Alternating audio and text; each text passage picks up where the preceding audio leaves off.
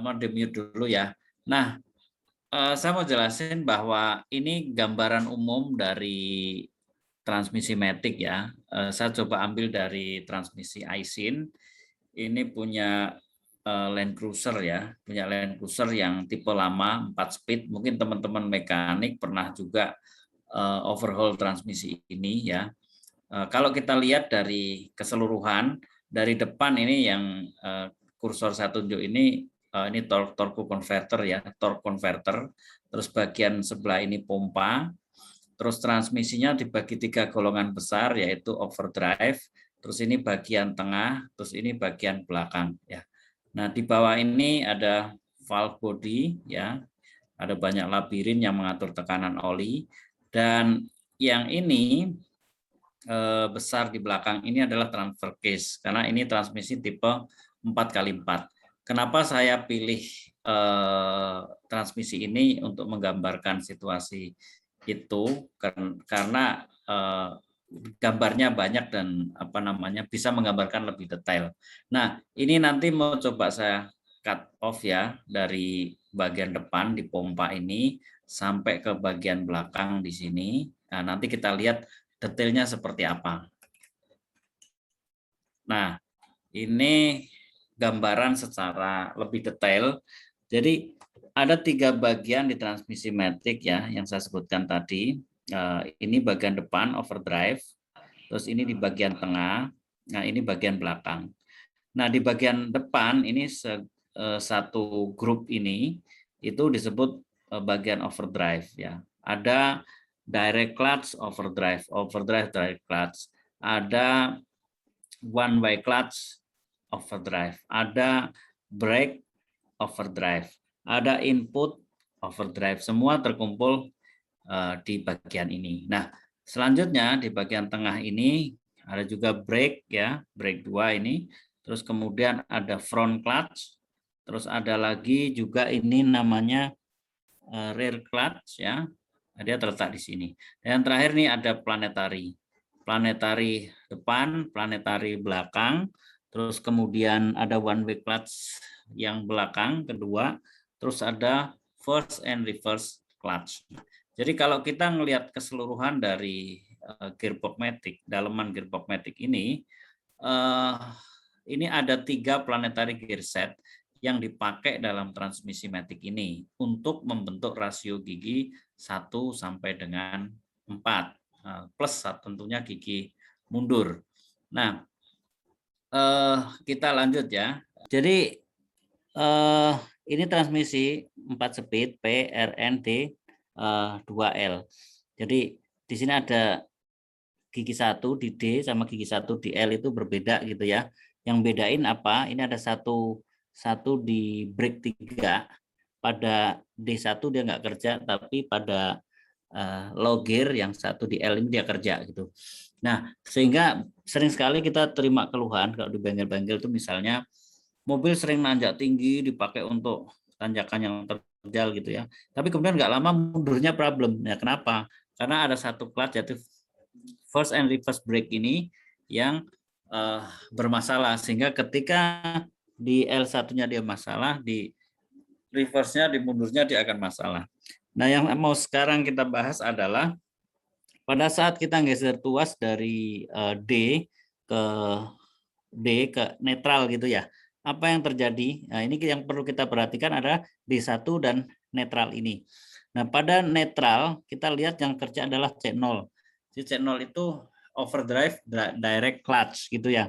Overdrive direct clutch, terus sama apalagi kalau di N yang kerja. Yang kerja ini di F0. F0 itu one way clutch. Nah, one way clutch ini kerja bersamaan dengan direct clutch. Nah, sementara pada saat kita geser tuas dari N ke D, sebetulnya hanya ada tambahan satu clutch yang kerja, yaitu C1. Ya. C1 ini apa? C1 ini adalah front clutch. C1 kerja sama tambahan satu lagi one way clutch. Nah, isu yang selama ini berkembang, kalau kita di lampu merah, terus sering suka geser tuas dari D ke N, itu kan katanya kampasnya jadi gampang rusak gitu ya, gampang kosong karena terjadi gesekan. Oke lah, kita sekarang ngomongin clutch aja, nggak usah ngomongin one way, karena one way ini kan full mechanical dan tidak ada material kampas, dia bahannya murni dari baja. Jadi selama tidak ada masalah dengan lubrikasi di one way clutch ini, dia tidak akan ada masalah. Nah, sekarang yang kita perhatikan hanya di C0 dan C1 ini.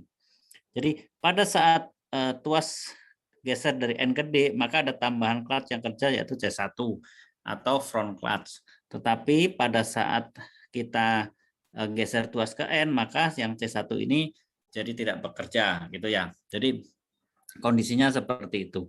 Nah, kemarin yang viral di YouTube itu atau di media sosial itu bahwa seringnya kita geser tuas dari N ke D membuat kampas ini tertuduh ya. Kampas ini menjadi gampang rusak di C1 ini gitu ya. Sehingga diasumsikan kemudian saat kita geser tuas dari N ke D atau D ke N, transmisinya jadi gampang rusak gitu. Nah, asumsi ini kita buktikan secara teknis ya, secara teknik benar nggak sih gitu ya. Nah, sekarang kita masuk ke bagannya nih, bagan flow of power. Nah, bagan ini yang saya buka sekarang ini, dia menunjukkan tidak ada komponen yang bekerja, baik C0 ya, C0, F0, B brake ya, maupun C1 ini nggak ada yang kerja nih, ya. Jadi dia belum ada yang kerja nih. Nah, kita masuk kalau di posisi D. Ini seperti apa sih gitu ya. Nah, di posisi D itu tadi yang kita lihat tabel, yang kerja adalah C0 ya, ini overdrive direct clutch sama F0 one way clutch. Nah, terus ada tambahan C1 ya atau front clutch ya, dan one way clutch 2 ini F02. Nah, pada saat kita geser ke D ya, posisi D, C ini bekerja. Jadi bekerja itu dalam arti piston yang ada di rumah kopling akan menekan kampas kopling sehingga tenaga akan diteruskan melalui clutch ini. Nah, sementara one way clutch ini juga bekerja, tapi lagi-lagi ini diabaikan saja. Kenapa? Karena yang mau kita bahas adalah benar nggak sih si transmisi matic itu jadi rusak kalau kita sering geser tuas dari N ke D atau D ke N saat di lampu merah. Nah, kita perhatikan flow of power ini. Jadi flow powernya ini kita lihat, ini gambar yang garis hitam ini ya, garis hitam itu menunjukkan bagaimana tenaga itu disalurkan dari mesin sampai ke nanti output shaft di belakang. Nah, kita urai satu-satu. Ini yang ada panah di depan ini itu overdrive input shaft. Jadi overdrive input shaft itu as input yang muter karena pengaruh putaran dari mesin. Di bagian kiri ini kita bayangin aja lah, di bagian kiri ini ada mesin, terus kemudian ada torque converter. Nah, ketika torque converter itu bekerja, maka dia akan memutar input shaft ini. Nah, akan memutar input shaft ini. Perlu teman-teman ketahui bahwa torque converter itu adalah kopling cair gitu ya. Torque converter adalah kopling cair. Karena dia kopling cair, pasti dia ada tenaga yang hilang di dalam torque converter itu gitu ya.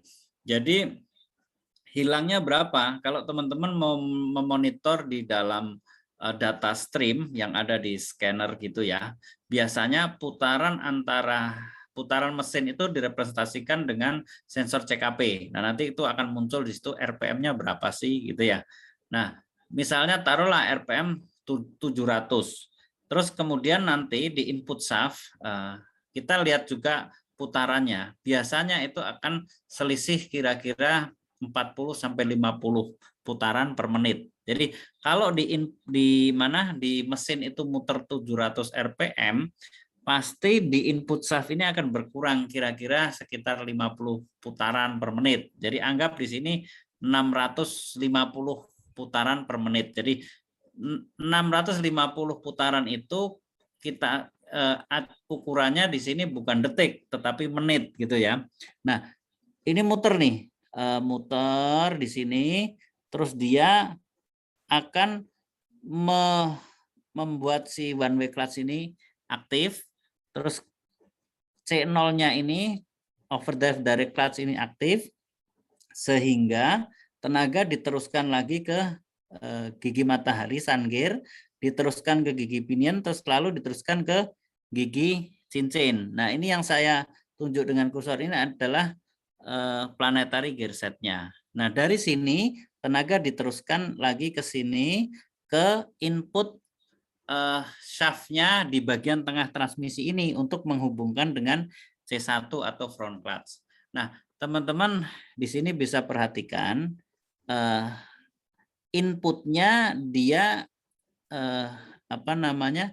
Inputnya dia sun gear ya, tetapi outputnya ring gear. Jadi perlu dipahami bahwa pada gigi 1 ya, pada gigi 1 itu umumnya rasio giginya 1:3. Anggap aja 1:3. Itu artinya bahwa 3 kali mesin itu muter, maka 1 kali output itu terjadi gitu ya. 3 kali mesin muter, maka outputnya 1 kali muter. Nah, inilah yang terjadi. Nah, kalau ini muternya tadi saya sebut 650 rpm, maka output yang di tengah sini dia sudah terbagi 3, jadi sekitar 200 berapa ya? Sekitar 220-an lah. Jadi sudah berkurang sepertiga dari 7. Tadi dari 700 rpm ke 650 rpm, terus sampai di tengah ini yang dekat C1 ini dia sudah tinggal 220-an rpm. Nah, rpm itu kan rotation per menit. Nah, sementara ketika C1 ini kerja, clutch kerja, itu kan tidak butuh bermenit-menit. Dia hanya butuh 1 detik untuk engagement. 1 detik itu 1 detik yang kita rasain saat kita geser tuas. Padahal faktanya ini bekerja ya itu hanya cukup antara 1/4 sampai setengah detik. Artinya dari 220 rpm itu masih kita bagi lagi dengan 120 detik, anggap seperti itu, karena ini hanya setengahnya dia sudah engagement gitu. Jadi sisanya paling tinggal 2 putaran. Nah, sisa di sini itu tinggal 2 putaran sebelum dia proses engagement itu terjadi, sebelum clutch itu benar-benar nyantol gitu ya. Jadi hanya 2 putaran. Nah, apakah 2 putaran ini menyebabkan kampas itu kebakar? Enggak mungkin gitu. Kenapa? Karena kampas ini termasuk kategori kampas basah gitu yang selalu dilumuri sama oli matic gitu ya. Selalu diguyur sama oli matic. Nah, fungsi oli matic itu salah satunya juga membantu dalam hal friction itu, mencegah friction. Yang kedua juga menyerap panas ya. Kalau cuma muter 2 putaran gitu, mau kita geser tuas dari N ke D 10 kali juga nggak akan rusak ini clutch ini gitu. Kenapa? Ya karena sudah ada oli yang mencegah terjadinya clutch atau kampas ini kebakar gitu ya. Jadi kalau ada yang bilang bahwa di lampu merah itu kita geser tuas dari N ke D atau D ke N bikin transmisi matic itu cepat rusak, itu bohong gitu ya. Ya, saya nggak ngerti dia ilmunya dari mana, teorinya dari mana, dan bagaimana dia menjelaskan flow of power itu sehingga dia berkesimpulan seperti itu. Perlu teman-teman tahu bahwa logika transmisi manual itu tidak bisa dipakai untuk menjelaskan logika transmisi matic. Jadi kalau orang menganggap bahwa ketika proses engagement mesin putarnya kencang, jadi ketika lepas jadi kampasnya kebakar gitu. Itu kan logika transmisi manual gitu ya. Logika transmisi manual yang mau dia pakai untuk menjelaskan logika di transmisi matic ya tentu nggak nyambung gitu ya, nggak nyambung gitu. Nah, memang banyak saya temuin di YouTube ya, terutama banyak orang yang ngomong banyak hal terkait dengan transmisi matic, tetapi dia tidak memahami betul bagaimana sistem di transmisi matic itu bekerja gitu. Cuma mengandalkan asumsi dan logika pikir yang sederhana yang kemudian tidak diimbangi dengan dasar-dasar teori yang kuat sehingga menyesatkan banyak orang. Jadi saya pikir setelah lihat mendengar penjelasan ini, saya harap sih nggak ada lagi diskusi tentang hal itu lagi gitu ya. Nah, kita lanjut sini. Setelah C1 ini bekerja gitu ya, dia tenaga akan diteruskan lagi ke sini. Ya kan? Tenaga diteruskan lagi ke sini.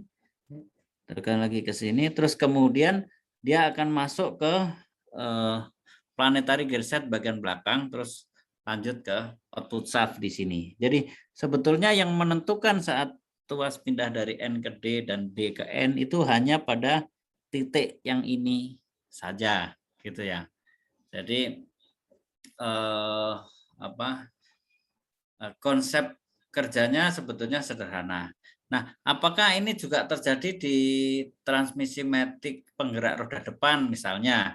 Kan kalau ini penggerak roda belakang bisa aja, kalau roda depan jangan-jangan beda gitu. Sebetulnya mau roda belakang mau penggerak roda depan itu secara prinsip sama, hanya penempatan komponen-komponennya saja yang berbeda sehingga konstruksinya dia jadi lebih bulat gitu, tidak memanjang seperti transmisi matic penggerak roda belakang. Nah, coba kita intip nih. Nah, ini saya bandingkan nih transmisi matic Aisin punya Alphard ini, Alphard yang masih 4 speed ini. Ya, Alphard yang masih 4 speed. Kita lihat ini dan susunannya ya hampir sama, dia lebih simpel karena dia secara teknologi dia lebih modern dibanding yang tadi punya Land Cruiser itu. Nah, coba kita perhatikan ini ya. Pada saat di mana nih di D ya, D1 ya. Ini kan hanya tambahan front forward clutch saja gitu ya. Tambahan forward clutch. Forward clutch ini yang kerja, kalau N ini nggak kerja gitu kan. Ini kerja, ini enggak. Udah yang lainnya paling tambahannya one way clutch gitu, sama kayak tadi ya, one way clutch 1, one way clutch 2, abaikan aja ini. Kenapa? Karena ini tidak tersusun dari clutch, jadi nggak akan gosong lah gitu ya. Ya sama aja kan, ini hanya satu aja yang bekerja. Dan prinsipnya sama seperti yang tadi saya sampaikan, hanya ini istilahnya ada yang berbeda ya. Ada forward clutch yang tadi nggak ada, adanya front clutch gitu ya. Struktur yang berbeda, susunan yang berbeda, kadang membuat penamaan juga berbeda. Tapi ada beberapa yang sama, misalnya kayak apa ini ya, dia nggak ada tuh overdrive, di sini underdrive gitu ya, karena susunannya memang berbeda. Tapi prinsipnya hanya pada satu clutch itu aja yang bekerja.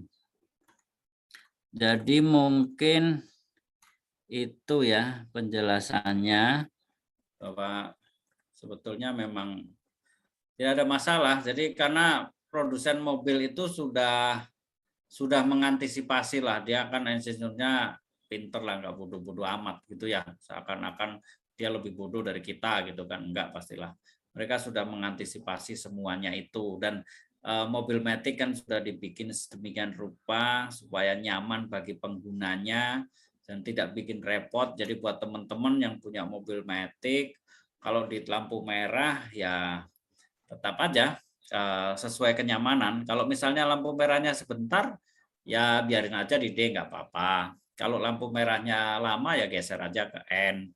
Terus kalau kemudian apa sih efeknya kalau kelamaan di D gitu ya? Kalau kelamaan di D malah bermasalah juga. Kenapa? Karena kalau kelamaan di D yang terjadi justru mountingnya jadi cepat rusak karena getaran di mesin jadi lebih kerasa ya. Atau kalau kita paksain lama di D, nanti kita capek lupa nginjek rem, malah mobil jalan sendiri dan bahaya kan, itu bisa bikin kecelakaan gitu ya. Jadi prinsipnya kalau di lampu merah ya kalau sebentar di D aja enggak masalah. Kalau cukup lama ya pindah aja ke N. Jadi gimana kita nyamannya aja supaya mobil itu bisa kita nikmati dengan baik gitu ya. mungkin itu yang bisa saya jelaskan ya